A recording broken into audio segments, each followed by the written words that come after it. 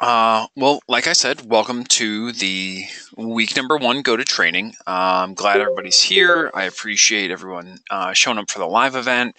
I am going to record this and archive it, so if anyone isn't able to be here, can't stay through the whole thing for whatever reason, I'll have the archive posted this afternoon, so that'll be there.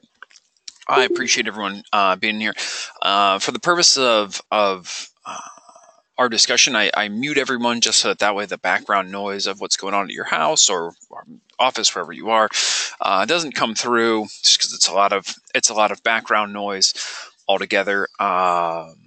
But if you want to talk, if you want to say something, you can. There's a hand raise icon. You can press that, and I can call on you if you have something you want to contribute to the discussion. If you have a question, I can read through our chat box.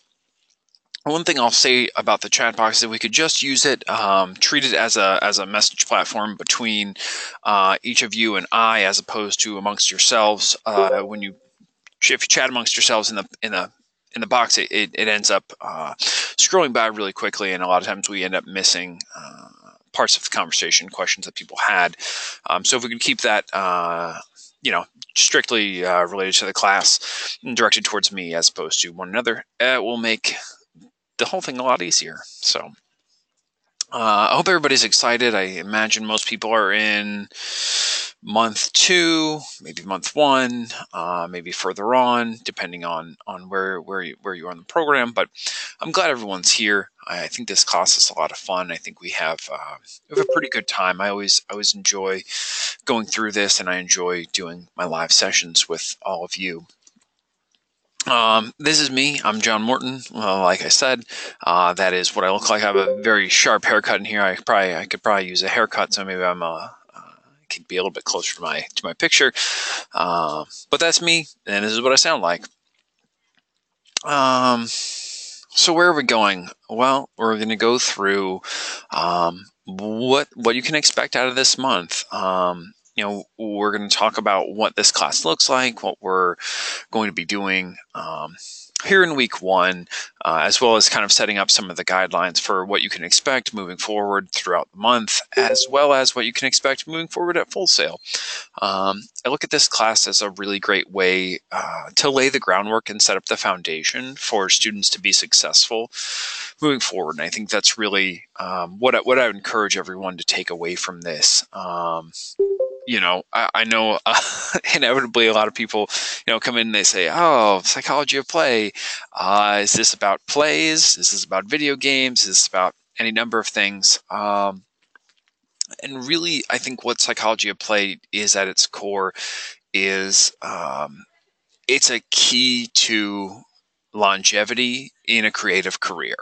When we're asking people to constantly do creative work and work on their creative endeavors, we ask people to pour out of themselves day in and day out for their profession, and what allows people to do that is being able to recharge. And I think that this class really shows some great insights into what recharging looks like, what it looks like to set ourselves up to succeed and to be successful and to alleviate stress. So those are some of the key takeaways you'll get out of this month. I'll just jump right into it, and we'll get through some of our housekeeping and just what things look like right out of the gate. Everyone, I'm sure, has logged into the platform. Hopefully you have at some point. It'll look something like this. Each week is broken down, has different activities. The activities, there's a few things that I encourage everyone to look at. Each activity is weighted. If it's weighted 0%, it means it does not directly contribute to your grade. And if it has any number there next to the percentage, that is the percentage of your grade that activity is worth. So kind of keep that in mind as you're going through everything. If you're ever trying to calculate your own grades or figure things out and kind of want to know, how you're doing, or what grades you need to earn on certain assignments to get the grade that you want, those those weights are there for you so that you'll know exactly what to expect out of each activity. Also, the open dates, the published dates, and the closed dates are there. The open dates aren't as important as the closed dates, I think. But, we want everyone to know exactly when things are due. You do have 2 assignments that are due today. The Activity 1.1, Essentials E3, Pre-Assessment. Make sure that you go through and do that. It's due tonight, 11:59 p.m. Eastern Time. That's another thing to keep in mind. Everything, Full Sail, we're based on the East Coast. We do everything in East Coast time. Some people say, but I live on the West Coast, and it's different for me. I have to do everything 3 hours early. To which I usually say, well, your activity's open 3 hours early. It's one of those things that's not in my control. I don't have the ability to to do that, but that's kind of where we are with those. It's just everyone's based off of East Coast time. The second thing that's due tonight is going to be Activity 1.3, the weekly plan. So make sure, and again, we'll go through that today. We'll talk a little bit about it, what it looks like. But those are things that are both going to be due tonight. So make sure that you are looking at them, addressing them, taking care of them. So keep that in mind. Has everyone logged in? I'm sure you would have had to have logged in to get the link to this. So I'm guessing that everyone is successfully navigated through the platform. Hopefully you're getting a look at what everything looks like. Excellent. You did the assessment. Awesome. Very, very, very glad to hear that. I think that the assessment is pretty interesting. I'll talk about it briefly, just because I don't have a slide that's directly related to it. The E3 assessment, I think you could say it falls under the umbrella of personality assessments, and I think that it's interesting. I'm interested in personality assessments, and I think that they're helpful in some ways. I think that they're an interesting tool for self-discovery.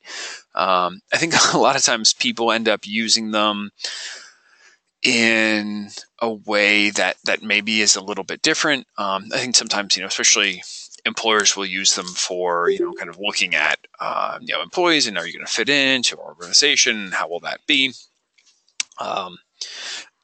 I don't think that that's a great way to use a personality assessment or something, some sort of tool like that. But what I do think is that,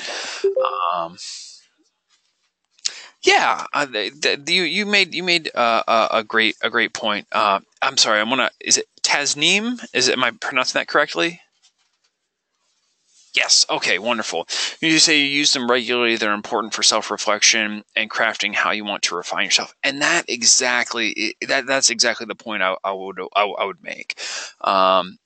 When I've done the E3 assessment several times, and I always enjoy it when I take it. I think that it's given me some insight into myself. I remember taking it, and the one of my big takeaways was, there's a section for criticality, and it said, it was giving me feedback, and it said, you're really low in criticality, and I thought, oh well, that's great. I'm a nice guy. I like helping people. My goals are about empowering others. So yeah, that's great. I'm glad to hear that people don't think I'm critical. And it said, that's great. You boost people up and you're positive. But it talked about it in terms of where that might hold me back. And it said, you might want to think about this in terms of, if you're working with other people, if you're managing a group and you need to provide constructive criticism for that team, it's great when you can be positive and provide feedback in a positive light. But sometimes it's necessary to, take a outside perspective and say, hey, there are problems here. There's a willingness to address where issues lie, which was really impactful for me to walk away with that. I thought, oh wow, I always thought this was just a benefit in my life. This was just a good thing about me, but I can see how, in looking at this, that it could keep me, could hold me back in this one way that I'd never really considered. So yeah, it's about, right, a deeper understanding of ourselves. So, Michael says, what if I only clicked the humble box? I don't know. I don't know. You'd get different results, I'm sure. But yeah, I think that we all we all can probably take something away from it. I think that a lot of times we have a tendency to maybe say, oh, here's where I agree or here's where I disagree. I think that it can provide some insight. And if you really think that something that it comes back with doesn't apply, don't take it personally. Excuse me. I encourage everyone to take what's useful from that and leave what's not. If it's not helping you and it's not useful to you, that's fine. It's not something that's if it's not helpful, it doesn't apply, then that's fine. But I wouldn't take it too personally.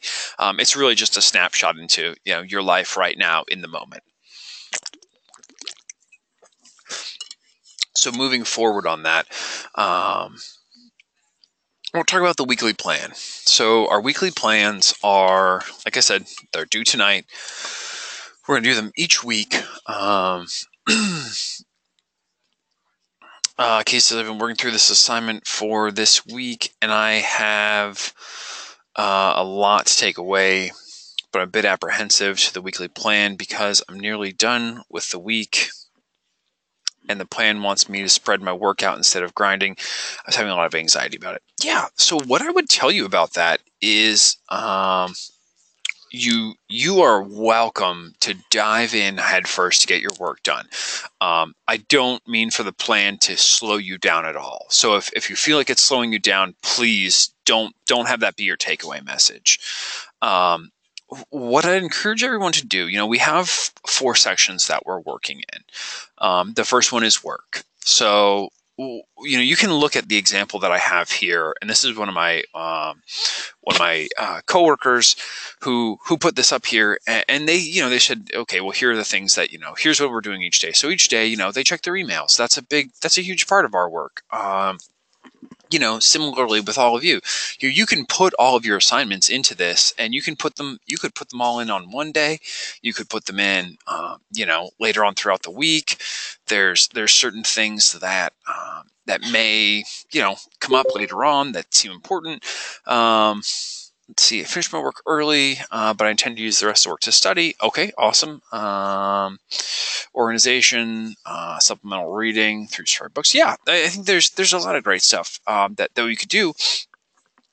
You can put your schoolwork in here. If you have a job, you can put your actual job stuff. If you find that you're really running out of space, you can put really, almost anything that is stuff that needs to get done. So, you could put housework, you can put chores, you can put errands you need to run.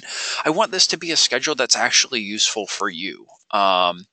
Casey, about all the boxes being filled, I would encourage you to fill in the boxes as though time was not an issue for you. So if you had, an ideal week, what would your ideal week look like? I want this to be based somewhat in reality because, especially for the work section, there's important things to get done. But the other parts, I know play a lot of times it's hard for people to fit in. If you're having difficulties with the downloads, I would definitely touch base with FSO support. Their contact is at the bottom of the page, and they should be able to get you through the download process on that. But again, the work section should of course include our school work. If we have regular work we need to do, if we have, if you're doing a home improvement project, if if you need to go grocery shopping, things like that, I'd encourage you to put those things on the schedule. An ideal schedule would look something like this, where we have, 3 work activities each day. What I would encourage people to do is to be as specific as possible with what you're doing in each section. Like for and an example for that is with play. If you do the same things each day, if you play video games every day, if that's what you want to do, or you're reading a book, let me know what book you're reading. Instead of just writing reading and putting that across the whole thing, let me know what you're reading. Let me know what game you're playing. Let me know, what level you're on, what chapter you're reading. If you just put one thing and copy and paste it all the way across, I'm probably going to say, hey, I wouldn't want that. If you're going to do the same thing every day, try to be as specific about it as possible. Because if it's just copied and pasted across the board, I say, hey, I get that you might be doing similar stuff each day, but I'd like to see a little more work and effort go into this. Julian playing Metal Gear Solid right now. I'm glad to hear it. That's cool. I'm sorry. So essentially, the point of the schedule is to make it relevant to our life. Yeah, that is exactly correct. I want to know what's going on, and this can be an aspirational schedule. If we're looking at this, if there are things that I want to get done that I might not get done, I can still put those on my schedule. What I've found is that if we put it out there, just see what happens. If we have time for it, maybe something comes up. Maybe a meeting gets canceled and we have a little extra time in the day and we're able to get something else done. We say, hey, I really wanted to do this thing today and now I can get it done.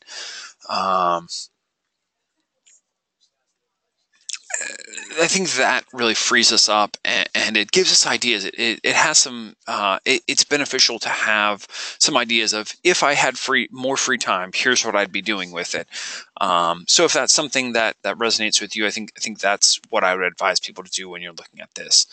Miguel, I only put reading my book for 2 of 3 days spread out. Should I send a revival? No. If you have, if it's 2 or 3 days, that's no. I understand. It's no big deal. You are more than welcome to resubmit up until the deadline. Yes. So feel free if anyone does want to resubmit. You can update them. Great. Yeah, that's not a problem. Whatever makes you happy. So I think that covers the play section pretty well. Whatever that looks like for you. For the fit section, I think that a lot of times we get confused, or we feel like we're being boxed in. I know that, in the example, it looks like it's all physical fitness. And by all means, you can put physical fitness in there. Don't feel confined to just physical fitness. I know some people really want to talk about, their health and well-being in other ways. So some people are really into cooking. They're like, I really love cooking healthy meals for myself or for my family. Or I'm working really hard at, cutting things out of my diet or incorporating other things. So you can put that stuff in there. You can put whatever goals that are related to your health and well-being. Some people, they're doing mindfulness meditations. You can put that in there. It can be mental health and well-being. It can be, if you're into spiritual health and well-being, whatever that looks like for you. Yes, it's self-care. Health, well-being, fitness, self-care.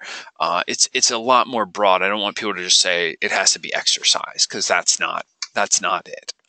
It can be exercise by all means. For me, I exercise, Monday, Wednesday, and Friday. Those are the 3 days. It does a lot for me, mentally as well as physically. But those are my days. So the other days of the week, I do other things for my health and well-being. So just kind of keep that in mind when you're going through the fit section. That fit can be, it's broad and encompassing, and it doesn't have to be narrowed down to just physical fitness. The push section is the last one that we'll talk about. And what I want from the push section is a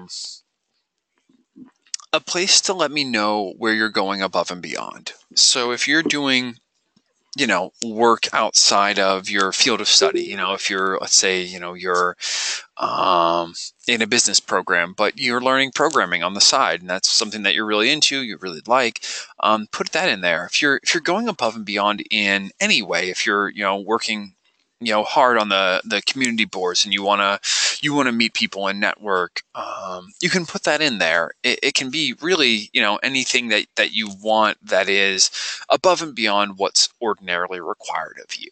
How are you pushing yourself to grow and develop? So that's what I would say about that category.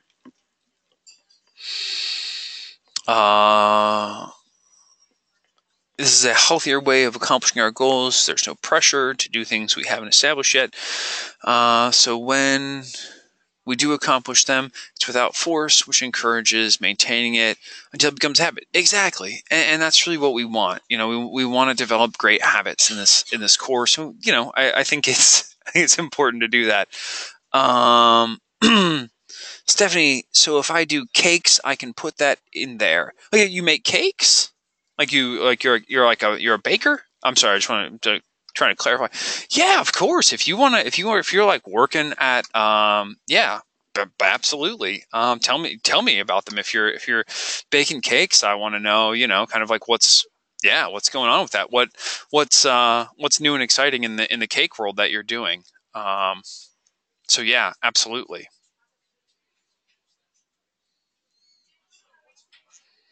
Excuse me for just a minute.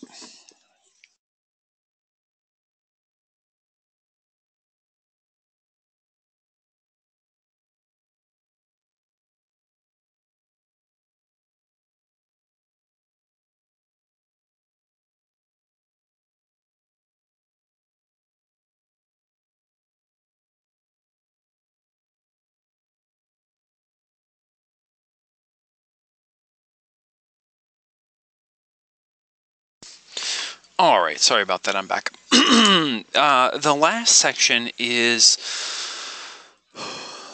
the written response questions. So each week there's going to be a question or multiple questions down here at the bottom. We want to read the questions and answer them using full paragraph responses. So just kind of keep that in mind when you're going through, that we're looking for full paragraph answers to these questions. So if it's whatever that looks like, 3 to 4 sentences for me, for my class, is kind of the minimum that I'm looking for. So make sure that you're fully answering the questions, and go from there. But right, short, 1 sentence, 1 word, usually not going to be enough. So make sure that you are completely addressing those questions. Yeah, if you did 5 to 6, that's great. I know everyone has slightly different ideas or requirements or questions about paragraphs. I try to be pretty basic. 3 to 4 sentences is the minimum that I'm looking for. So I hope that gives everyone a pretty good jumping off point for the weekly plan.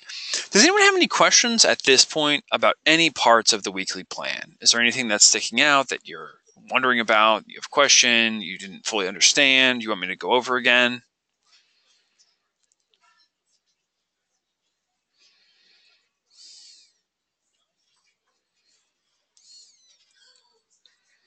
Okay, if you missed the beginning, that's fine. You can go back and listen to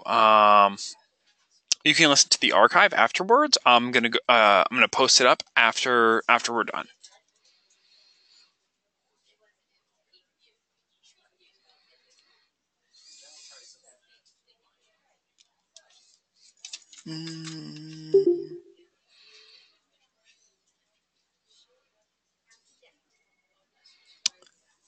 Do I have to go into more detail, or is that fine? I put work on my app and music in multiple boxes.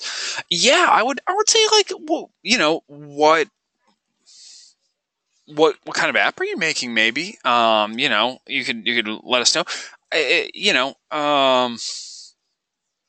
I think it's like, it's for me reading these these schedules, it's nice to actually get a little bit of insight into like what's going on in your worlds, what you're working on. So I always want as much information as I can get. I realize some people, maybe are a little more, private, a little more private. They want, kind of, close off. That's understandable.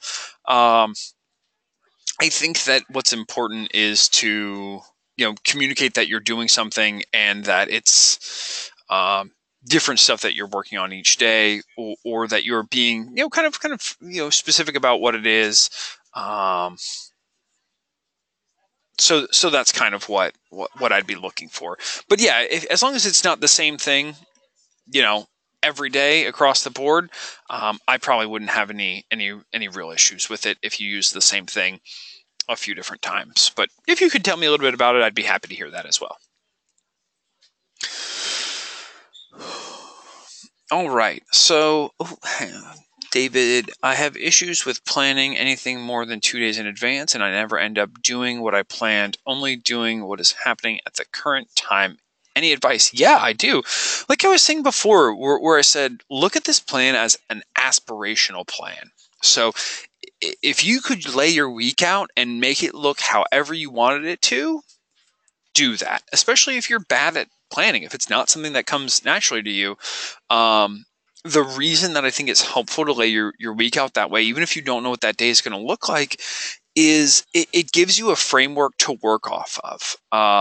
It certainly lays out the schoolwork you need to do. So that right there is the first one. Each day, hey, I have this assignment that's due. There's 2 assignments that are due tonight. I need to submit my discussion board initial post on Thursday. I need to leave feedback before Sunday for my peers. I need to take the quiz sometimes in there. So we have to submit this guy. Yes, you submit the weekly plan each week. So that's what I would say as far as, yeah, dude, happy to help. I just want people to have a framework, so that way, even if you're not doing the exact thing you set out to do that day, you have an idea of the direction you want your week to go. Hayden, I have the same issue. I've printed mine out and put it up on the wall right above my computer. Helps me stay focused on it. That's awesome. I'm glad to hear that. What if your work schedule prevents you from doing play and the fit part? I would say, can you carve out 15 minutes? Even if it's, it is more of a guideline. If nothing else. If you can carve out 15 minutes, and you can you can play a game on your phone. You can sit and, read a magazine article. You don't have to get online and go gaming for 8 hours. That doesn't have to be what we're looking for. I just want to make sure that you're taking, you set yourself up with little tiny breaks. Maybe get yourself a reward at the end of the day. It's like, hey, I worked really hard today, and now I'm going to, give myself 20 minutes to relax, do something fun, do something that I would like to do, just to kind of start reincorporating play into your life. It doesn't mean spend the whole day on it. It just, little tiny ways that we can start adding it back in. All right. Making play a priority again. We'll talk about that in the second half of today's go to training. I just want everyone to kind of get a basic idea, like, where play is useful, and how it can be helpful to all of us.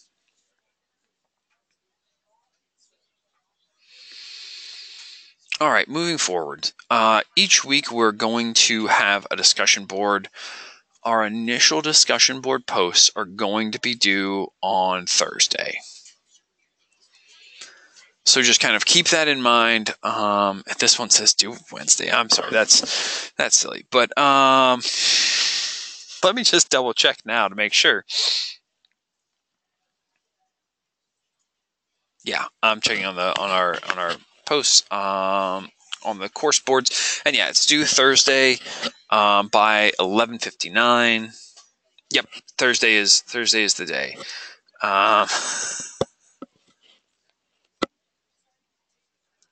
Is it okay to include the questions or just the answers only? You can put the questions as well as the answers, especially if that's helpful for you. Please feel free. So what we're going to do is, read over the questions, and they're slightly different for each week. They're going to be geared towards a theme of the week. So just kind of keep that in mind. But you'll answer the 6 questions. Again, we're going with 1 paragraph per question. So it will be a 6-paragraph response. So kind of give yourself that whatever amount of time it takes to write 6 paragraphs for you, 6 meaningful paragraphs. So again, I'm not looking for, you don't have to write me, encyclopedia of information, but, I want to make sure that everything is there. Is there a word count? There's not a word count. No. What I would say is, again, a minimum of 3 to 4, sentences per paragraph. So, I've had people who, can be pretty succinct and get straight to the point. And I have some people who, want to go on a little bit longer and, have a little bit more wordy conversations. That's really up to you. Again, think about these questions. One thing I will say, especially for my class, question number 3. How did these successes impact your mood, life, relationships, etc.? If you write "it didn't," I'll take points off. There's enough times I've had people say, no, or it didn't, or, I didn't have any successes this week. That's not what I'm looking for. Even if you feel like you didn't have successes in the week, or you feel like they didn't impact your life, talk about why you didn't have successes. Talk about why you don't think they impacted your life. Just writing "I didn't," or it doesn't, or this doesn't apply. Find something that is relevant and write about that. That's what I would encourage people to do. And I'd say that for everyone. In every situation you're ever in, when someone asks you to write about a topic, they aren't looking for you to say no. They're looking for you to write something, even if you have to write something a little aside from what the prompt is that they've given you. They're still looking for for you to write something. So just kind of keep that in mind. Miguel, no, the discussion board is due on Thursday at 11:59 p.m. Eastern time. Yeah, fulfilling content. I'm looking for people to, let me know what you're thinking. Kind of talk to me about what's going on throughout the week. Again, another question that we go over is number 5. What concepts from the reading resonated with you the most for week 1? Explain. You need to do the reading before you can do this successfully. It's kind of one of those things. I want to know, that you've done the reading. Talk to me about it. Let me know, what you thought. What were some topics that stood out to you? How do you think those maybe apply to your life? Well, how do they apply to your life is the exact next question. But this is your time to show me, like, hey, I'm putting thought and effort into this class. Here's what I think. Here's what stands out to me. Jason, I planned on using the content from reading and expanding on the play section of my weekly plan. That's awesome. I think that anytime that you can apply the content, your teachers will be happy. Me, really anyone else. I'm always thrilled when I can really see how people are taking the content from this class and applying it to their own lives. So I'm always happy to see that. So after we've written our 6 paragraphs, we're going to respond to our peers, and we're going to respond to 3 peers. So sometime in between, Thursday night when you've made your post and Sunday at 11:59 p.m., we're going to respond to 3 peers.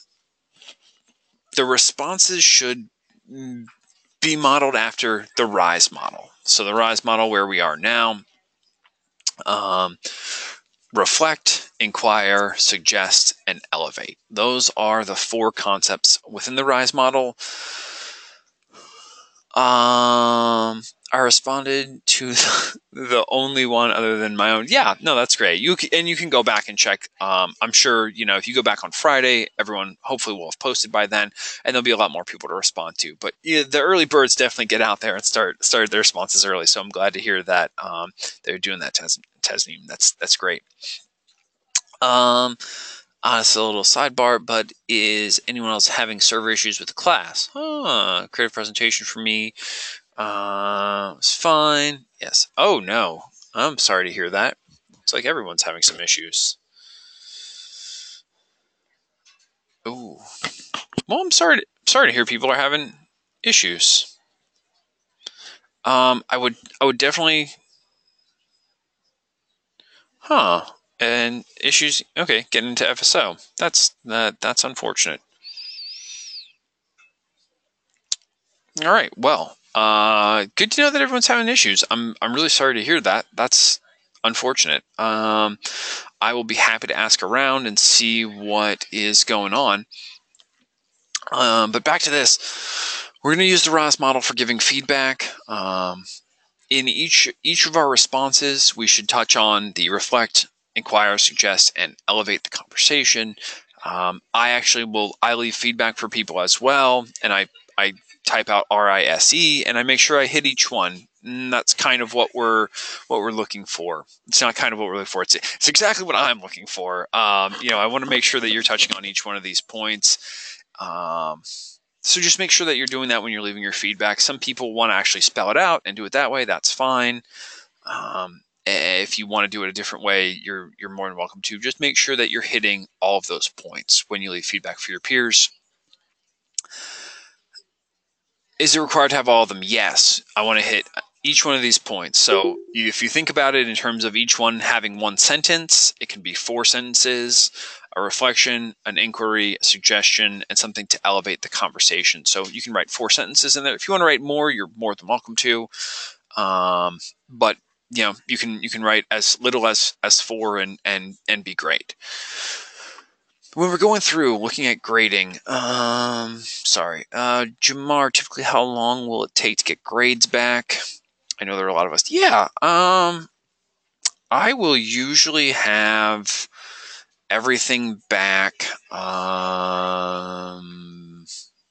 trying to think. Everything that gets turned in on. Well, weekly plans will get turned in tonight. I should have those back to you by Friday at the latest. Discussion boards are usually turned in on Sunday night, and I should have those back to you Thursday at the latest for me. So I hope that helps. Yeah, I try to get everything back as quickly as possible. And I mean, again, it's just, where you fall in the line of people I'm grading. But I try to get through everyone as quickly as possible just so that everyone, gets feedback before you have to submit something else. I don't want anyone to have to submit and be confused about, what I'm feedback I've given them. Or, I don't want you to make a second post if you're really missing, some of the key meat and potatoes of it. I don't want you to be making a second post that's also missing that. So that's kind of where we're going from there. Going through the grading rubric real quick. Points will be earned based on the following point system. Thoroughly address each of the questions and meets length requirements. Yeah, I'm sorry. If your class says someone else is your instructor, they are. Each week, we pool our classes for our go-to trainings. So I have my students in here as well as several other instructor students are in my class. And similarly, next week and the following weeks, my class will be in with other instructors for the go-to training. So if you wonder where I am next week, I am still in the office, but I won't be doing the go-to training. So. Yeah, just as a heads up in case you're wondering about that. Thoroughly addresses all of the questions and meets length requirements. So that means you have answered each question and you're writing the minimum amount of sentences, paragraphs, etc. provides clear and specific examples and or concepts in the initial post. So again, make sure you're talking with me about concepts from the class, stuff from the reading. That's what we're looking for. Responds to at least 3 classmates using the RISE model. Pretty straightforward. It's worth 30% of the grade for this. So that feedback is pretty important. Spelling and grammar is 5 points. What I would tell everyone, I'm not a huge stickler for spelling. I realize we have spell check. It's pretty obvious for us when we're missing stuff. One thing that I really gets me is unnecessary, like text language. If you're texting your friends, that's fine, but we're not texting in this situation. I'm looking for full, complete responses, whole words, not abbreviated. So just keep that in mind. Exactly. Laugh out loud, indeed. I'm okay with the chat box is fine, but I mean this when we were making a submission. So you're not actually the one that's going to be grading my assignment, not unless you're in my section. If you're in my section, I will be grading your assignment, and if you're not, then somebody else will.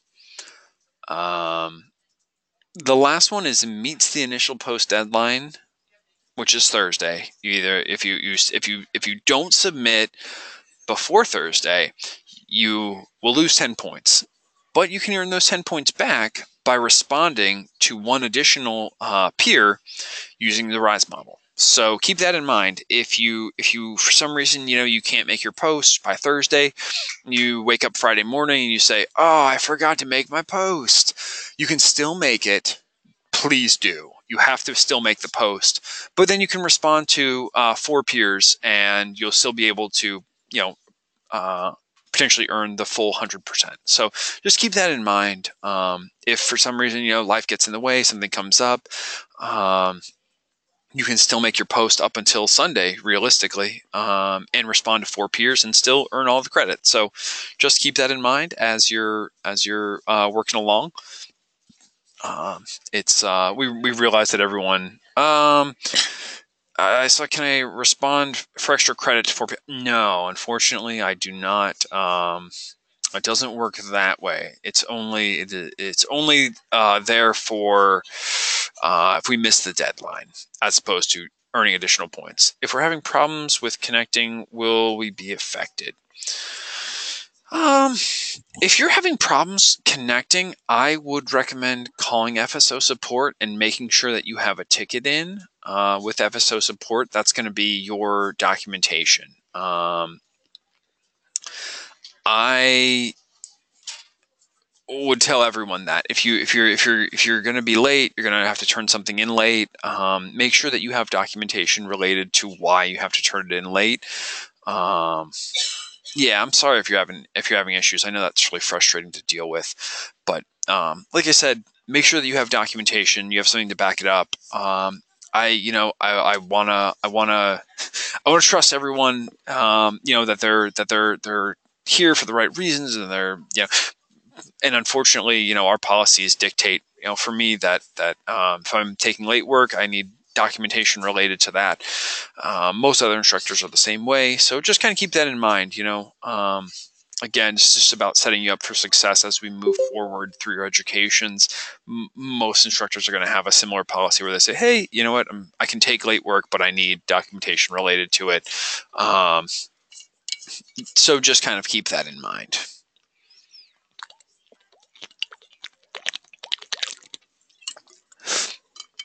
Check your messages every day. Your peers may be messaging you. I may be messaging you as well. Usually I send out announcements if I'm addressing the entire class. But you could very easily have messages. So make sure that you're logging in. I think logging in daily, whether or not you're actually getting a lot of work done each day. If you're logging in every day and you're checking due dates, you'll at least know whether or not you have something due that day. So it's probably worthwhile to log in once a day and just kind of check and see if anything's happening, see what's going on. It's a good practice to get into. All right, so I think we got most of our housekeeping out of the way. Does anyone have any questions about the assignments before we move forward? The assignments for this week?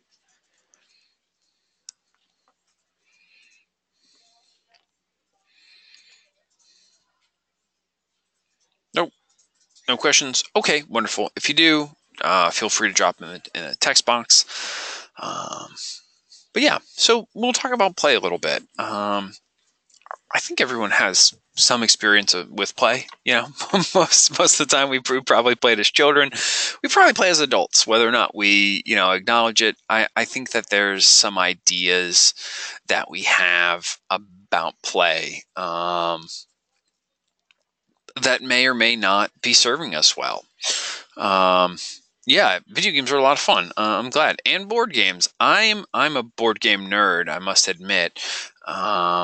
And when I have time, sometimes a little bit of video games. I have two small children, so my time for video games is pretty limited. But every now and then I get into them. So we posed the question: why did you come to Full Sail? And everyone is more than welcome to jump in on that. I think that what we generally come back with after we go through this is that everyone has a creative pursuit that they want to take to the next level. They want to, move forward with. They want to say, hey, I'm into this, but I want to take it to the next level. I want to make this a career. I want to, do this for a living, which is awesome. You're here for the right reasons. That's perfect. What's going to make people successful is having an idea of right, the direction that you're going, knowing what that looks like, when you step back. A lot of times we can easily get fixated on one thing. You're like, oh, I really like this one thing. And that's, I like a game, so I'm going into, a game career. But being able to take a step back from it, I'm sorry, it says it fit me the best out of other options. That's awesome. I'm really glad to hear that. I think that we're a good fit, and we're a unique institution in a lot of ways. And I think that what that means, or what that looks like for a lot of people, is we can take a small piece of you, what you like, what you love doing, how you like to spend your time, and build a skill set around that. And that's where we we take the step back and we say, okay, well, there's this part of you that's great and that's awesome, that's wonderful, and we want to nurture it, and build around that a career, a skill set, a network, to make people successful. I wanted to make video games when I was younger. Then I found photography. Well, that's awesome. That's really cool. I think that we we have so many creative students here. It really does seem like a lot of times the interests cross and merge and go back and forth. I used to want to write books. Then I saw that video games can express a story that can touch the heart. Yeah, absolutely, brilliantly. I couldn't agree more with you on that. I can think of a number of games. I don't want to mention titles because every time I bring up titles, the chat blows up. But it's yeah, no, there you go. That's it. Right, they're really touching. They're really things that I think drive people, and yeah, I mean, it's amazing when we can see our creative pursuits executed in this way that they're so much bigger than us as an individual.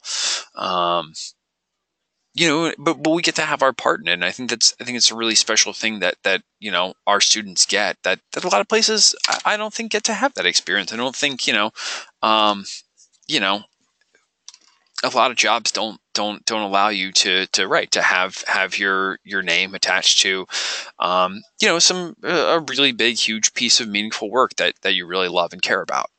So the thing about our students as it relates to, and this is where play comes back in. Play, whether or not we realize it, frees us up for creative endeavors. You'll come back to this later on in the month. I want to say it's in week 3, but you'll see how stress and play are at odds with one another. I know someone said something earlier about play and depression kind of being counterpoints, and I would pose that stress and play are also kind of similarly opposites from one another. Yeah, they really are. You'll see it when you remember this when you go see the candle problem later on. But right. Stress can shut down parts of our brain that allow us to do creative work. Play frees us up in a different way that allows us to continue to do creative work, creative problem solving. The parts of our work that help us get from A to B, but also allow us to remain creative in a more artistic way, if you want to look at it that way. Play frees us up in a lot of ways that I think might not be apparent right out of the gate. I think a lot of times we write play off as it's for kids, it's a waste of time, so on and so forth. But it ends up freeing us up mentally a great deal. So I encourage everyone to kind of just come at it with an open mind, if nothing else. If you feel like play might not be the best use of time, I'd encourage you to remain open-minded through the course. That's all I would ask. Just keep an open mind and see what you get out of it. Tasneem says, I always told my mom that playing video games was great mental exercise. I think that it is. I think that there's a lot that we learn and we discover through play. So much of our social constructs are based in play, based in childhood. If anyone has ever pretended to be something else, that right there is a huge, it's a learning experience for us when we go through that.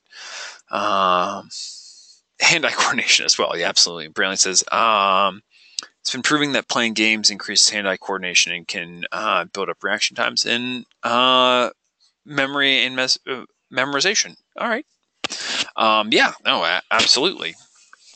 I wouldn't deny any of that.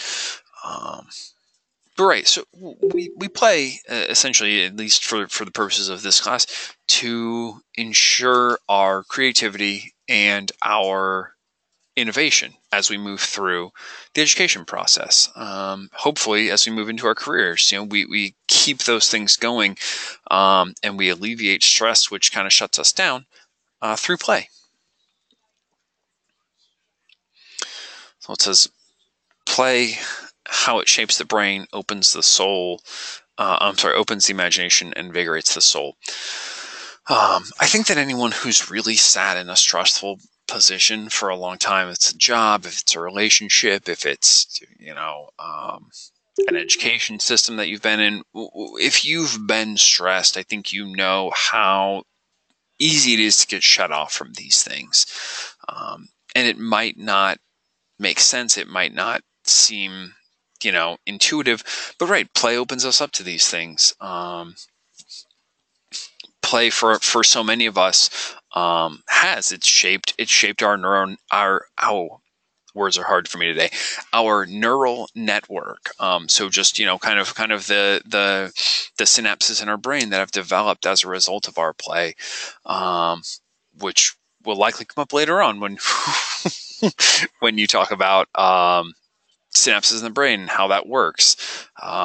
It's probably week 2 material. So I feel like everyone who comes after me, I get set up for a lot of. I set everyone up for the class. So I hope that I don't give too many spoilers away. I don't want to dive too deep into any one topic, but give everyone something to be excited about moving forward. We'll touch real quick on the how we define play or how we look at play, and these things are not dictionary definitions. These are different ways of looking at play, and I'll go through briefly what each one means. Apparently purposeless. So again, that really just means, we're play for its own sake, is maybe a better way to say that. Because some people will say, oh, I really like this one type of work that I do, and that drives at a purpose. So can it still be play? And what I'd posit back is that if you do it for its own sake, whether or not you had that, you were getting work, or it was work, or you're getting compensated for it, or you had some benefit from it, would you still do it? And if you'd still do it, then it's definitely still play. So just kind of we're doing it for its own sake. Voluntary, similarly, no one is making us do it. We're not, being coerced into it. It's not something we have to do.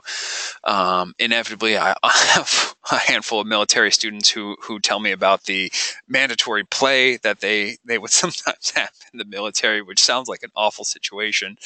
But right, we're not mandated. We don't have to do it. We do it because we want to, because it's fun. Yeah, okay. Inevitably, someone will chime in there, and yeah, we don't have to get into it. I know we're already behind on our time. Yeah, voluntold to go play. Yes, there we go. So right, I think everyone knows the difference between playing for its own purpose and when we're not playing for its own purpose, when it's not voluntary. So we have an inherent attraction to it. Play's fun, at the end of the day. We're drawn to it. It's something that you see someone doing it, and you're like, hey, I want to go play. I want to go. I want to do this. This is something that I'm drawn to. That and it is. It's fun. When you see people out having fun, you want to go do what they're doing. It creates a buzz. It draws a crowd.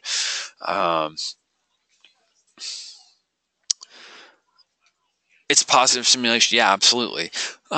We experience freedom from time with play, and I think that anyone, inevitably, I get some confessions in this point of it. But I think everyone who's, especially if you're big into games, has had days where you maybe you started playing a game and a day passed, or you started playing at night, and before you realized that the sun was coming up and you didn't intend to be playing that long.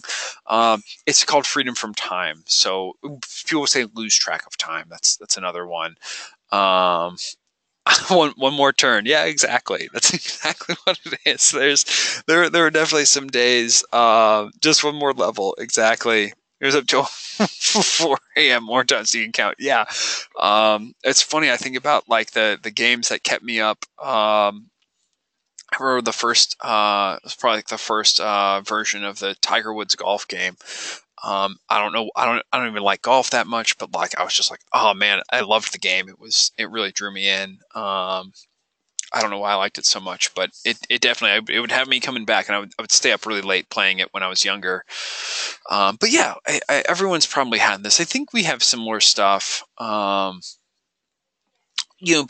will talk about getting lost in a book, something like that.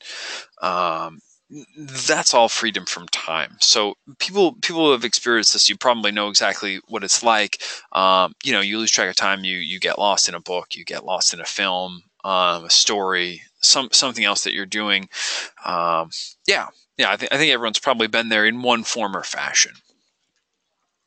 Diminished consciousness of self. I think this is a good one. I always think about this, the phrase "dance like nobody's watching."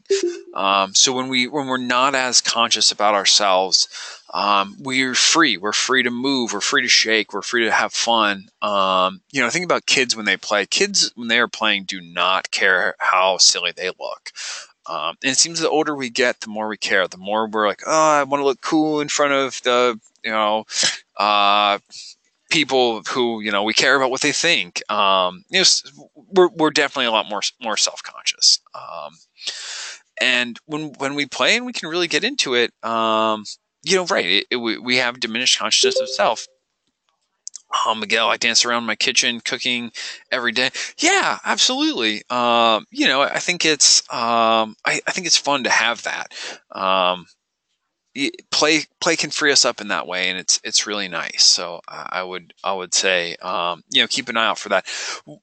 In addition to that, I think that diminished consciousness of self also comes into account. Sometimes maybe you're playing and you lose yourself. You lose track of, maybe like you don't realize that you're hungry. You don't realize that you've been doing something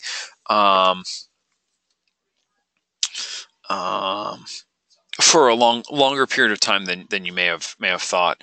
Apparently says, love cooking, not a great dancer, overly enjoy doing my YouTube channel. That's cool. I'm glad that you have something like that. Why my wife slaps me every time I hear drum to a song. Sing and listen to music when you do dishes. Yeah, I think there's a lot of things that are great examples of this. I'm glad that we're a playful crowd, though. That's important. I think it's fun to have that. Play has an improvisational potential. I think that anyone who plays, sees this come up, they can see where it applies. We have the ability to improvise, which is great, which is so much freedom in play. You can make things up. You can choose your own adventure. You can go on the path that you set for yourself. There's a continuation desire, which is just what it sounds like. Once we start playing, we usually want to keep going at it. We want to keep having fun. We want to continue doing what we're doing. So great, play definitely provides that for us. I will warn you not to confuse these with play personalities, and everyone will say, don't worry, I won't. Play personalities is what we're going to talk about in the second half of the go-to training. So just keep that in mind. It may come up later on. So that's that. And right, the takeaway is, play overall is about the journey, not the outcome. It's about having fun. It's about enjoying, what we're doing, who we're spending our time with, how we're doing things. Just enjoying being in the moment. So keep that in mind as we're moving through. So that is it for the first half of the go-to training. I'm going to give everybody a quick break. I'm going to take about 8 minutes. I'm at 3:02 right now. Let's come back at 3:10. Get a drink of water, do what you need to do. I'll be back shortly, and we will get on to the second half of the go-to training.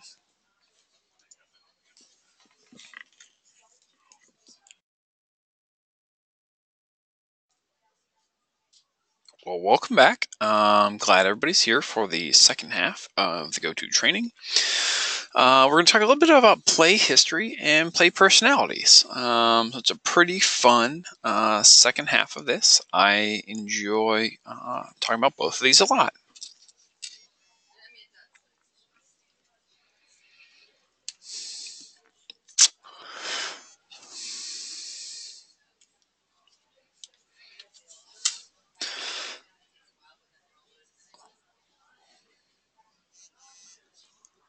So, kind of a continuation on from our previous conversation. Do we think play is valuable as an adult? Yes. Some people do. I think this is an interesting, yes, very much. But of course, I think it's an interesting mix we get. And I think that everyone feels like yes is the right answer.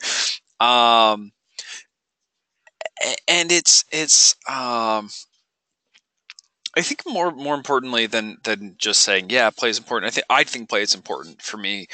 But there's been points in my life, in my adult life, where I thought, business or getting things done or whatever ideas I had about what was important. I think it was just about being real with myself, being transparent about what I thought was important. And again, there's someone who's in the class or who's listening to the archive who's like, yeah, play is stupid. This is dumb. Why am I in this class? And again, I love the hometown crowd who says, yeah, play's really important, John. I'm glad you're here. I'm so happy for that crowd. and you're all in the right place. You're great. For the people who don't, I'd just say, hey, you know what? Give us the benefit of the doubt for 4 weeks and see what happens. Yeah, Brantley jumps in. True, but all play and no work makes me a lazy mess. Yeah, absolutely. It can get it can definitely we can definitely overdo it on play. That's one thing that I wanna point out. I want to get paid to play. I don't know about you guys. I think that if you like the work that you're doing, probably doesn't feel as much like work. Um, I think I don't know. I think it's tough. I think that there's always something involved in it. It's just whether or not we like it and enjoy it. Think about even a professional, professional gamer.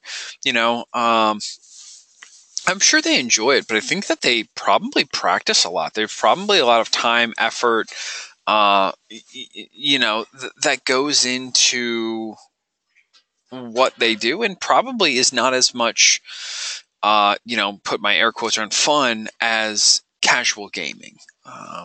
So I think that what we think is fun, what looks like fun, is probably different to each of us.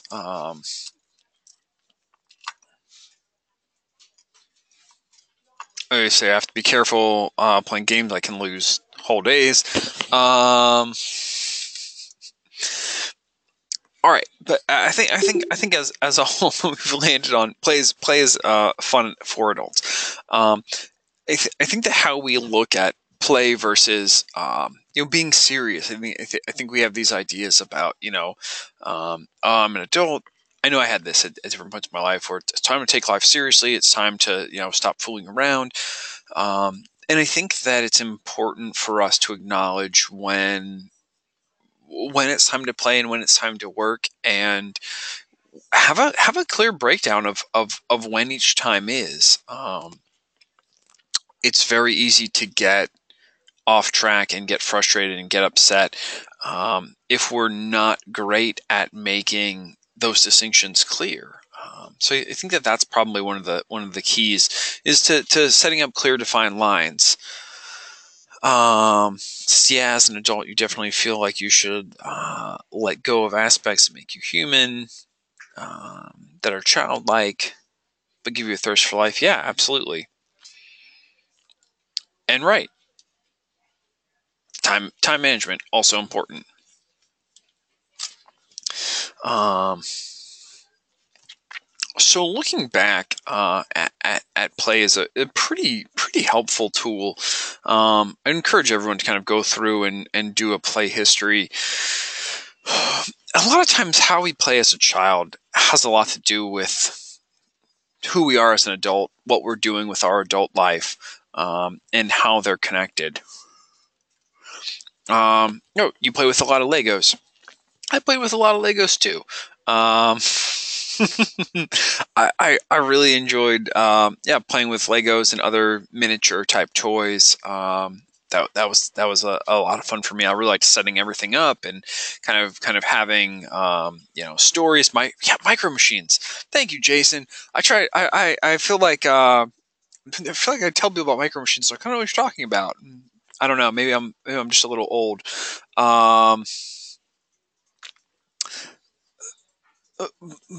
But again, if we look at how we played and what was fun and what we enjoyed in our childhood, um, we probably get some insights into who we are now, why we're doing what we're doing now. I like working with people. I like helping people get from one place to the next. I like equipping my students for their academic journeys.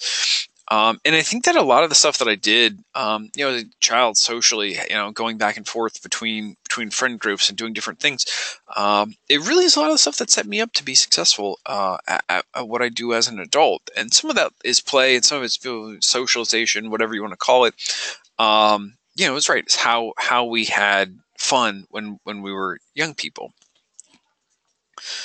I'm sorry, I'm trying to catch up with the chat box. people question, how much time you spend building models. Hey, if you like building models and that's your thing, hats off to you. Everyone's got their own thing that they think is fun. I have a extensive collection of exotic rare fruit trees. That's what I love. It's what I'm into.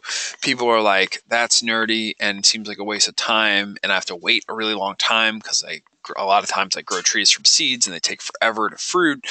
But yeah, like I love it. I'm a giant nerd about that stuff. And like you can hate on it all day and I'll still be like, I don't care. I still like fruit trees. So everyone has their own thing. I don't think, people, do what makes you happy. Exactly, Zachary. I agree. If models make you happy, if you love Dance Dance Revolution, play it. If you want to, really whatever you're doing, as long as you're not hurting people, and it's something fun for you, do it. I'm like, I look at it now and I'm like, oh, I really like doing this. I get to, I can enjoy myself. I get a little bit of I get some fruit out of the deal. So like my family likes that. I like that. You're right. Do things that work for you. That's really what's important in all of this. The play personalities we'll get into, because if we talk about our interests, we won't get very far through our lecture. We've got these play personalities that we go through. Just as a headline for this, you're probably going to identify with multiple play personalities. It's super cool. But right, you're probably going to relate to a few of these, so just kind of keep that in mind as we go through. So the first one we start off with, the Joker. I feel like everyone knows someone like this if they're not someone like this. Someone who maybe is practical jokes, maybe a class clown. Right. Sometimes they might be kind of something of a troll. I think everyone has this knows someone is related to, has someone like this in their life. And it can be fun. I think that I, fall in and out of this category. I think that, when I was younger, I had a more physical sense of humor, that as an adult, I am a little more subdued. I like dad jokes because I'm a dad. Being a parent really frees you up to not care at all about what people think anymore and just tell dad jokes all the time. And it's great. I really enjoy it. But yeah, the Joker, it's a fun play personality. And move forward onto the Explorer. And a lot of times people are like, oh, I love to travel. And that's great. It's that definitely is something that an Explorer would do. But I think that what else is important is to think about how you can explore other than in the physical world. And this is like the Explorer has a sense of discovery that they really want to feed, and it can come up in a lot of different ways. I think that we can look into a book and we can explore through through stories. We can explore through narrative.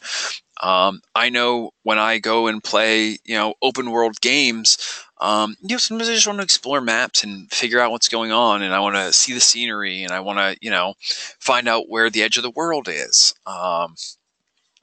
Whatever that looks like, because it's fun, it's interesting, it's something to do.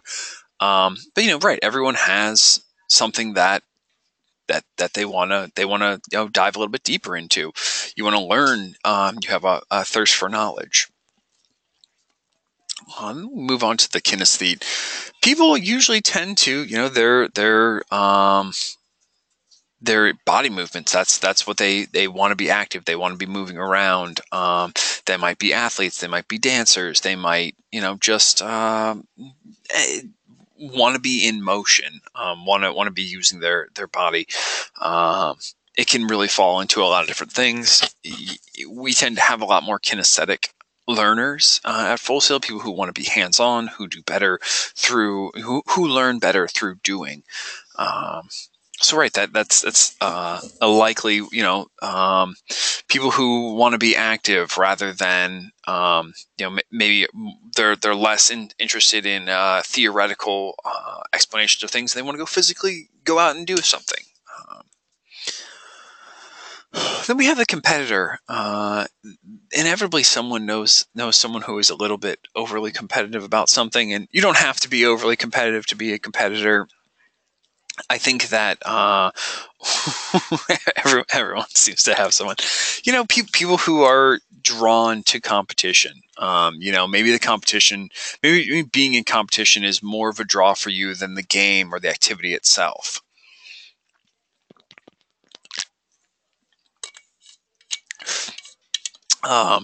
So that's one right there.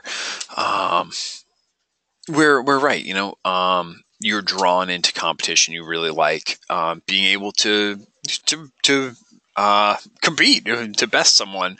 I feel like my siblings and I get really competitive with one another, and we all live in different states, so it doesn't come up that often that we're together. But it's fun. I think everyone has something. I will say, yeah, in some ways, I'm still competitive.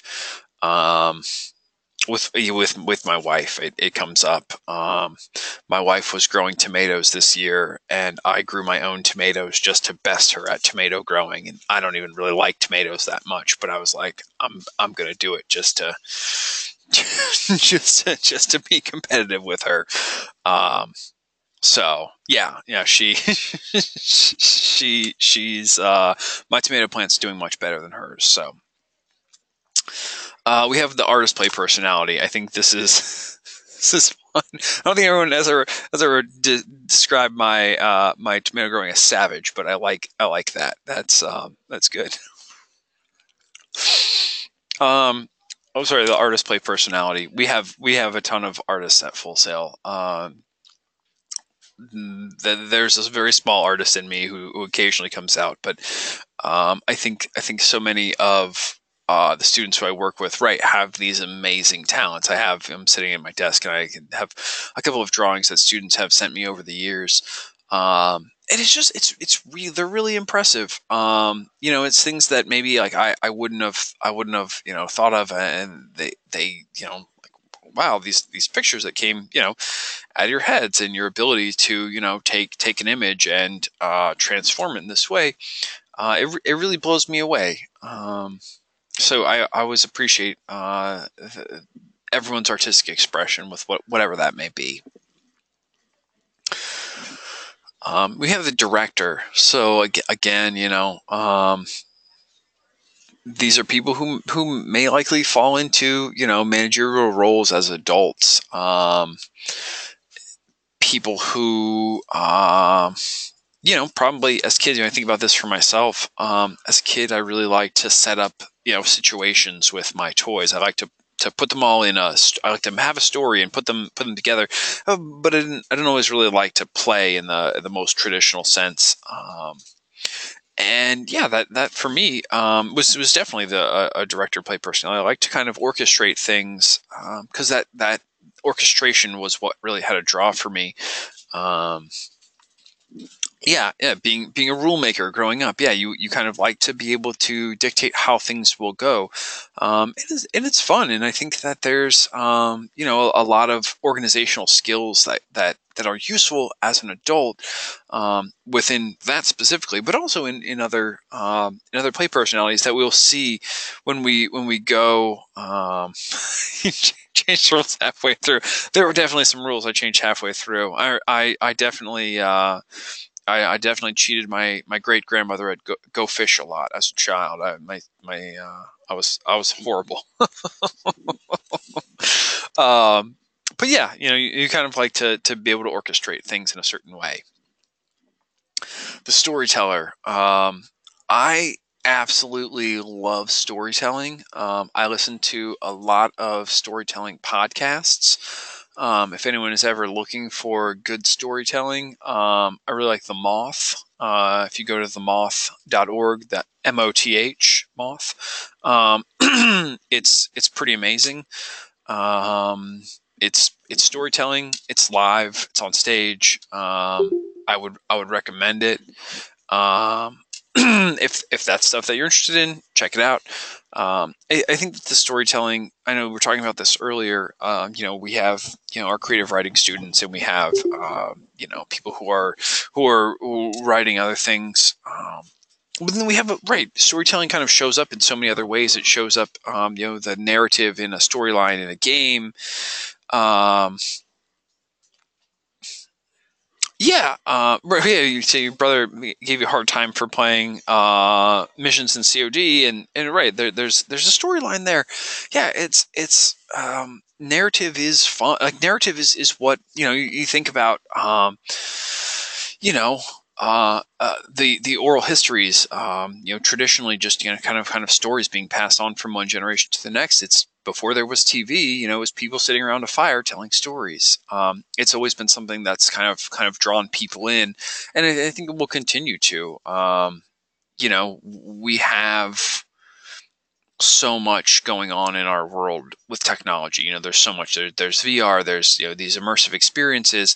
But if we don't have narrative, it all kind of falls flat. I think that's kind of the thing that we'll see. I see it from time to time. People lean too heavily into tech. You can have a video game and it can be beautiful and it can be seamless and it can have all this great stuff. But if there's no narrative there, it's not something that's interesting. And similarly, I can play a game or watch a film, and the story is what keeps me moving through it. It might be beautifully shot, but if there's no story, if there's no why, if there's no something that continues the action and brings that to life, it's going to be lost on me. I can only appreciate beautiful graphics or beautiful cinematography for so long before I want a little bit more to it. The collectors, I think everyone probably at some point has had a collection. You all know, as I've told you, that I collect fruit trees. I think these are fun and they're interesting. I would encourage everyone to collections can easily become hoarding if we collect too many things. But if there's something that you really like, I think that it's nice to kind of sit and enjoy and celebrate and go back and look and say, oh, I really like these things. Everyone has something usually that they like, that they want to embrace and that they really enjoy. So those are our play personalities. Joker, explorer, kinesthete, competitor, artist, director, storyteller, and collector. I imagine that a few of these probably resonated with you. Oh, that's awesome. I think that, when you're going through and looking at the play history, thinking about your play personalities and how these showed up at your life at different stages, and how they continue to show up and drive you in your professional goals and ambitions. So kind of keep those in mind. I think again, it's like a little bit of insight where we know ourselves a little bit more deeply, and we get some ideas. Yeah, it's likely that several of them are going to resonate with you. That's totally fine. 7 of 8. Yeah.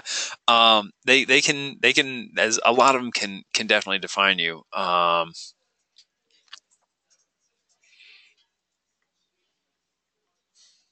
So yeah. They all show up at different times. So benefits of play. I imagine that people probably, have some of these going on in their own life. But play connects us. I think that everyone can probably agree with that. Whether we're, playing with our, friends in front of us, or our, maybe we're connecting with people online. I know, some I know a lot of people who use online gaming as a way to, basically just have long distance phone calls with their friends. They say, hey, do you want to get on and play, this game together? I know people who have met other people online through gaming communities and then become friends with them in real life. At the end of the day, a connection is fun. It's helpful, and I think that it's what will keep people coming back to a game and to a community. games are fun. That's kind of the whole idea of it. But I think that what gives that legs and has it have longevity is the human connections that we have with people. Yeah. Disney, I had a friend in WoW that I love playing with. He became an ally in the game, and we always talked in PMs. Yeah, it's fun to have that. It's fun to have somebody who you connect with. Right. I used to play games online pretty regularly, and when I had time, and right, you'd want to play with the same people. I'd want to play with the people I was friends with. I'd say, hey, who's playing? Are you in a good room? Are you playing? I'd play like a first person shooter or something that you'd want to go. You want to play with your friends. You want to play with people that you know. You want to play with people who who it's fun to play with. Just playing with strangers is great. There's something fun about that. But right, making connections is pretty awesome as well.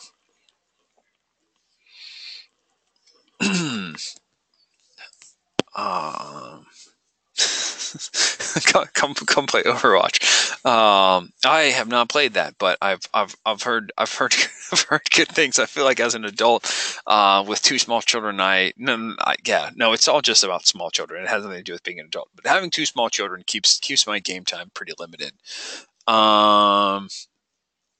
So right, play connects us. Play fosters our creativity, flexibility, and learning. I think about all of the creative problem solving that we do in play. Whether that's kids and we're trying to figure out, a narrative, we're trying to figure out a situation where we're pretending to be something and we come across something we're not used to dealing with, and we can feel out a situation. We can imagine, how that situation should play out or how we'd like to see it play out. We can go through that. There's just a lot that play will do to facilitate that. Similarly, our creativity, it really just gets unleashed by when we play. We can imagine, we can do. Think about all the situations that you've kind of invented, created, made up. Play really unlocks a lot of that for us, and I think it's something that we don't think about because it's it's just what we're doing for fun. It's, you think about daydreaming about situational stuff, and if I had all this money, this is what I'd do with it. And it's play, and it's just a narrative that we've made up in our head, or whatever those situational things are, whatever it is that we make up. But yeah, it definitely allows us to dive deep into all those things. Play reduces stress. It's just right there. Play reduces stress, and stress inhibits our ability to be creative. It inhibits our problem-solving abilities. So that right there is a really big one. I think that, we talk about stress, we look at it, we, acknowledge it, we say, oh, this is really something we need to deal with. But, a lot of times it just kind of falls by the wayside. We just say, oh, it's part of life. It's part of being a grown up. Back to work, drink 10 more coffees, and, it can get dangerous. If you look at the chemicals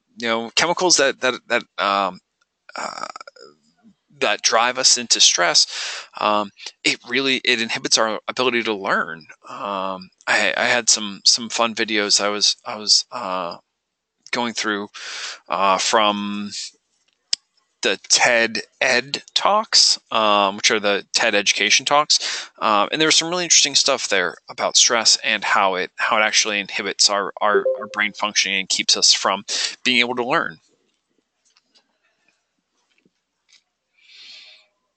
After a long day, you like to play Madden. There you go. Yeah, it can be fun, right? It's a great way to blow off some steam.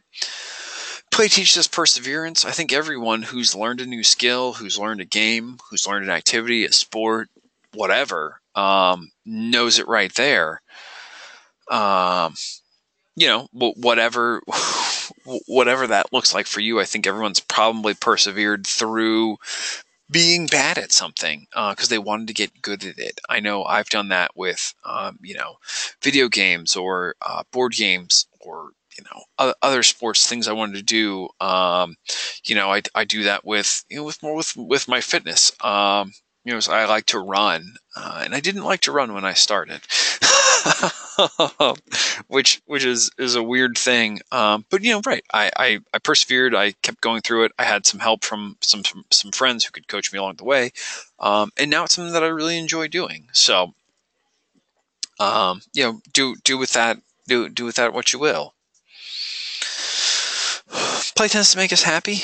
I think that's pretty straightforward. I don't think it's too much of a surprise. James says running is an acquired taste. It totally is. It is. I know very few people who just jump on it and say, "I love this. I'm going to go running a lot." I did not like running for a very long time, and then at one point it all just clicked, and I really enjoy it. And I run throughout the week, and I have a long run once a week, usually on Fridays, and it's amazing for me. It's a great way. It's like I get relaxed, I blow off some steam, I de-stress. It works out really great for me. But right, definitely not for everybody. Yeah, I will say that I don't run very fast, but I can run for a long period of time, which I'm pretty happy about. Um, this is another point of it is that a little play goes a long way. I would say if you can carve 20 minutes out for play each day, I think that's probably going to be um, enough to keep the ball rolling. A lot of days are busy. We don't always have time for fun stuff. We've got a lot of things to do. We have work, we have school, we have our families, we have our lives. But if we can just get 20 minutes carved out, it usually gives us enough time to kind of refresh, recharge our batteries, and think about how we want to move forward.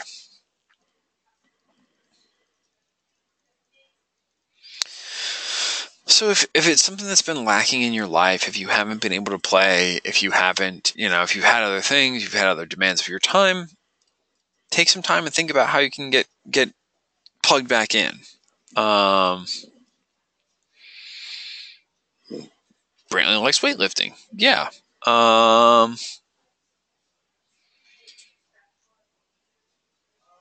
Yeah, if you do the things that work for you and the things goals you set out for yourself. It's important. I think it's nice to be able to set yourself up with goals and accomplishments, and you can kind of along the way check things off. Absolutely, but right. Find something that you can engage with, something that you enjoy, maybe something you've been meaning to do, and give it a whirl. If you maybe even finding a new play activity, something that you haven't tried before, something that you haven't done in a while, give it a shot. This class is awesome. I agree. Tell my instructor I need more time my instructor told me I need more time to play. Yeah, I think there's it is a fun it can get you in trouble. I hope that it works out well for you. Yeah. Alrighty. Depending on how we think about play, it might be worthwhile to reevaluate it. It sounds like a lot of you have a pretty positive outlook on play. I think that's good to hear. If it's something that you need to reconnect with, give it a shot. Try to be as open-minded as you can be about it. I realize it's tough. It's a lot of people say, I'm busy, and I get it, and I still think it's worth doing. That's really the thing. Yeah, that I don't want to belabor the point, but I think it's important.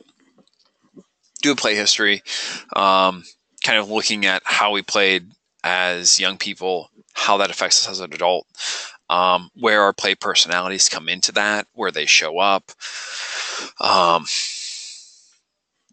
Yeah, I think it's a pretty useful tool to kind of check in and say, hey, from then till now, where am I? What still resonates with me about these play personalities? What does this look like in the sense of, my my job, my life, all the other things that are going on? How are these all interrelated? Because they are. They're related and they're connected. Sometimes it takes a little while to kind of get keyed back into exactly how they are, but I can almost guarantee you that you'll be like, oh wow, these really line up in an interesting way when you look at them. So worth checking out.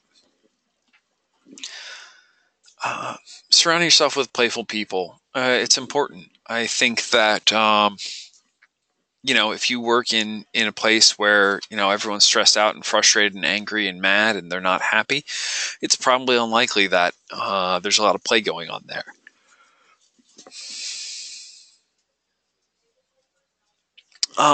David says, if this lecture would have come first before the assessment, I would have answered even better due to knowing I'm playful, not immature. You know what? You will get to take the assessment again at the end of the course. You can actually take it probably as many times as you want, but you'll take a post assessment. So I think you probably have slightly different answers there. So I'm curious to know how you feel when you take the post assessment. I used to be the guy at the office, all work, don't play. Yeah, totally. It's definitely, it's definitely like a way that a lot of people think that's what being an adult looks like. Because again, our first steps into adulthood are just, we see other people, we see television, we see certain things modeled, and we think, oh, this is how it's supposed to be. It was at my last job when the managers held more team building sessions than the other departments, and most people felt that he played with his team too much, but they were the most productive every quarter. Yeah, no, that's a great example of it. Like, right. Again, I think that the results will speak for themselves in a lot of ways. It's important to play, and I think that people will see it, in practice. It might not look a certain way, but again, the results will show up and speak for themselves. When you can surround yourself with playful people, I think you'll have a better time overall. Yeah, if you have to leave early, that's not a problem. Don't worry about it. You can always just check back with the archive and listen to the rest of this.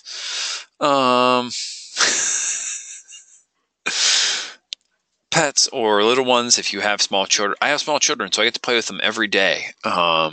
We play a lot. They always want to play. And, it's cool, but like that's how they're exploring their world. I feel like every now and then, you're like, all right, guys, you're driving me crazy. Sit quietly for a little while, and they don't. But right, having my kids around is a fun way for me to get engaged in play in ways that I wouldn't otherwise get engaged in. So it's nice for me. It's pretty refreshing to have that.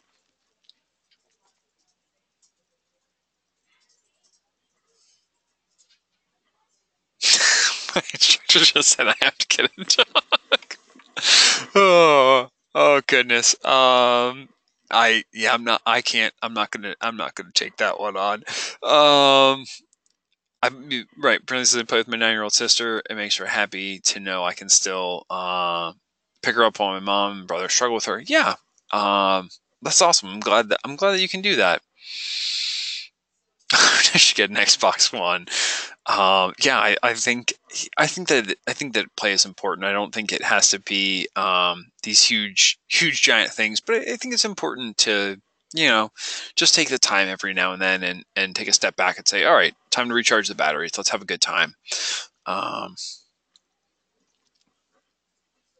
So right, that's what I have to say about play. Does anyone have any questions? You play Barbie with your daughter. That's fun. I feel like my kids will inevitably want some sort of action figures, Barbies, G.I. Joes, something like that. This is the only class I teach. Yeah, everyone always asks me. This is what the only class I teach. Oh,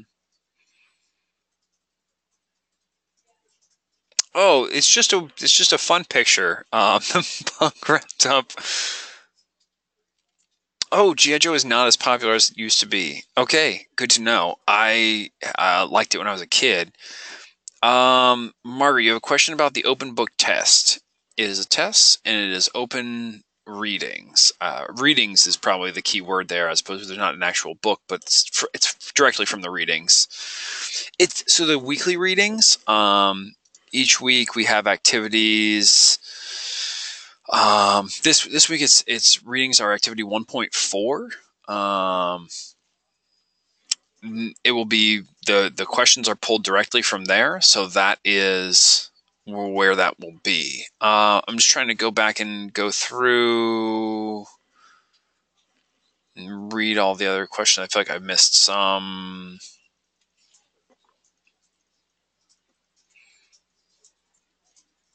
I imagine the site will be fixed soon. If you're asking about the FSO site, if you're having issues with it, my apologies.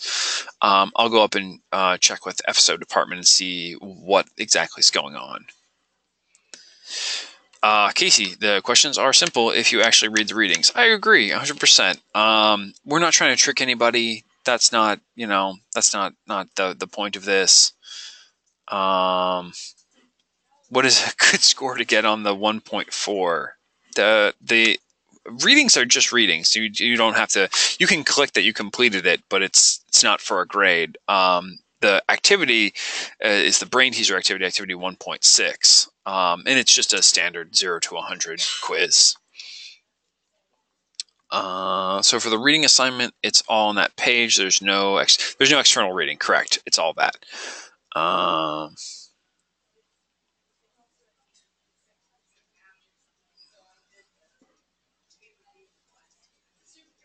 Oh, there's a download. Okay. All right, so there is one external download in there, but aside from that, the readings are pretty straightforward and right. If you keep the readings open, also the quiz activity 1.6, you can keep it open for, I want to say it's up to 24 hours. So if you're taking it and you're having a hard time, or maybe you're taking it and you didn't read the readings as thoroughly as you thought you did, reread them.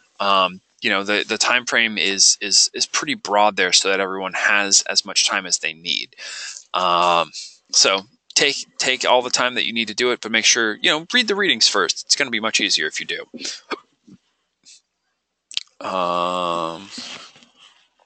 Other than that, I think we've covered pretty much everything.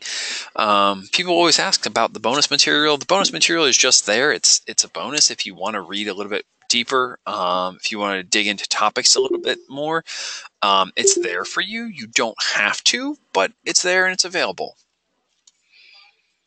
Tasneem recommends reading the bonus material. I recommend reading it as well. I think it's pretty cool stuff. If it's stuff that's interesting to you, read it. And if you don't have time for it, I will not take it personally. It won't offend me.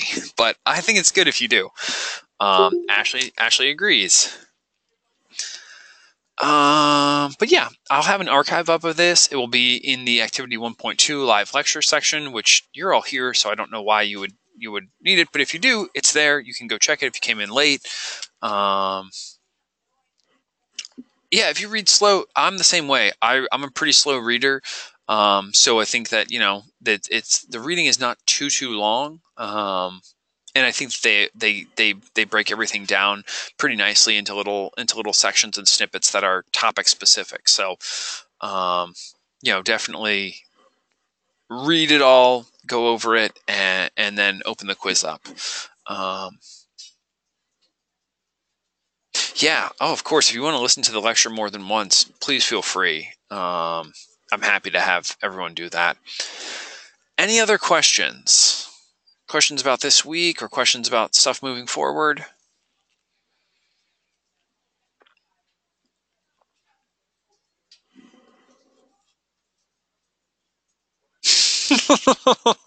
I'm glad it worked out good, David. Yeah, I'm happy you were here. How can you get one of my fruits? You can buy them online. There's some people that have them. The fruits that I grow, they go bad really quickly, which is why you have to physically grow the trees in your yard. They're not commercially viable fruits because they have about a 4-day shelf life.